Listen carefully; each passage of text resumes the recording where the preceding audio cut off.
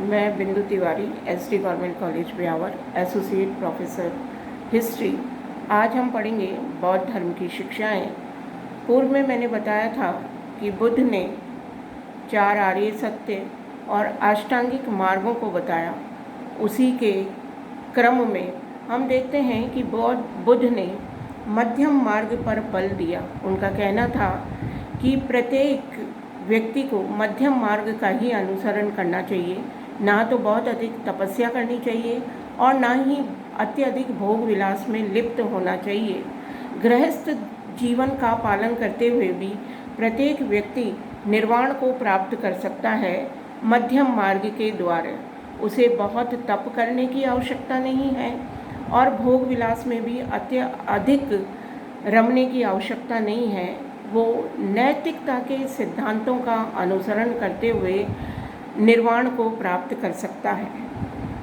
10 शील। महात्मा बुद्ध ने अपनी शिक्षाओं में 10 शील या नैतिकता पर अत्यधिक बल दिया। उनका ये मानना था, उन्होंने अपने अनुयायियों को ये कहा कि प्रत्येक व्यक्ति को मन वचन कर्म से पवित्र रहना चाहिए। प्रत्येक मनुष्य को 10 शील के अनुसार जीवन व्यतीत करना चाहिए। वो चाहे गृहस्थ हो चाहे वो साधक हो, अगर वो 10 शील के अनुसार अपना जीवन व्यतीत करता है तो निश्चित रूप से वो कर्म बंधन से मुक्त हो जाता है। अब ये 10 शील क्या थे ये देखिए। ये 10 शील है सत्य। प्रत्येक व्यक्ति को हमेशा सत्य बोलना चाहिए। अहिंसा, किसी प्रकार की कोई हिंसा नहीं करनी चाहिए। मन कर्म वचन से भी नहीं। अस्तेय, चोरी नहीं करनी चाहिए। अपरिग्रह, अपनी आवश्यकता से अधिक किसी भी प्रकार का संग्रह नहीं करना चाहिए और ब्रह्मचर्य पूर्ण जीवन व्यतीत करना चाहिए। नृत्य संगीत का त्याग करना चाहिए। सुगंधित वस्तुओं का त्याग करना चाहिए। असमय भोजन का त्याग करना चाहिए।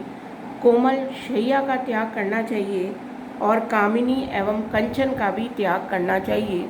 बुद्ध का मानना था कि प्रारंभिक सत्य, अहिंसा, अस्तेय, अपरिग्रह, ब्रह्मचर्य, ये 5 जो शील हैं ये प्रत्येक गृहस्थ जीवन को वाले व्यक्ति को पालन करने चाहिए। और 10 जो शील हैं पूरे, वो इन 10 शील को प्रत्येक बौद्ध भिक्षुक को पालन करना चाहिए ताकि वो कर्म बंधन से मुक्त हो जाए। उसके बाद देखिए स्वावलंबन पर बल।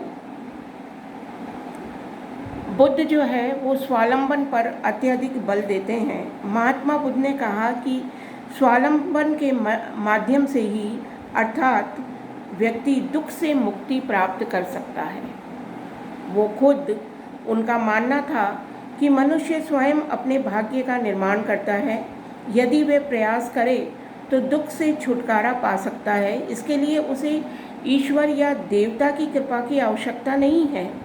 बुद्ध ने इस विषय में उनके जो प्रिय शिष्य थे आनंद, उससे कहा कि हे आनंद, मेरा या किसी और का आश्रय लेने की तुम्हें कोई आवश्यकता नहीं है। अपनी मुक्ति के लिए तुम स्वयं प्रमाद रहित होकर निरंतर प्रयासरत रहो। तुम स्वयं अपने पथ प्रदर्शक बनो। ईश्वर या किसी देवता की कृपा पर निर्भर रहने के बदले अपने कर्मों द्वारा अपना उद्धार करो। उन्होंने बाद में ये भी कहा था, आत्मदीपो भव। हर व्यक्ति अपनी आत्मा को जागृत करे तो वो कर्म बंधन से मुक्त हो सकता है, निर्वाण को प्राप्त हो सकता है। तो उन्होंने स्वावलंबन पर बल दिया।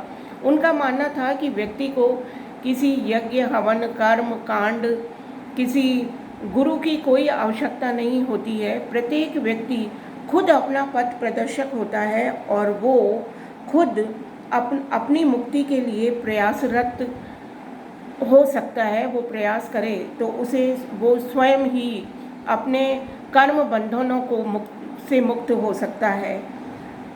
अगला पॉइंट देखिए, सदाचार पर उन्होंने अत्यधिक बल दिया था। उनका मानना था कि प्रत्येक व्यक्ति को सदाचार पूर्ण जीवन व्यतीत करना चाहिए, जिससे मनुष्य को मानसिक शांति प्राप्त होती है। उन्होंने अपने अनुयायियों को कहा कि किसी भी जीव को वो दुख नहीं दें, दूसरों से घृणा नहीं करें, सदैव सच बोलें, व्यभिचार से दूर बचें और हमेशा दूसरों की भलाई करने में तत्पर रहिए। देखिए, सदाचार पूर्ण जीवन व्यतीत करने से मनुष्य हमेशा मानसिक संताप से दूर रहता है, और ये जो चीज़ है ये बहुत ही महत्वपूर्ण है, क्योंकि इससे व्यक्ति में शांति आती है। जब वो शांत रहेगा तो निश्चित रूप से अपने निर्वाण की तरफ कदम बढ़ा सकता है।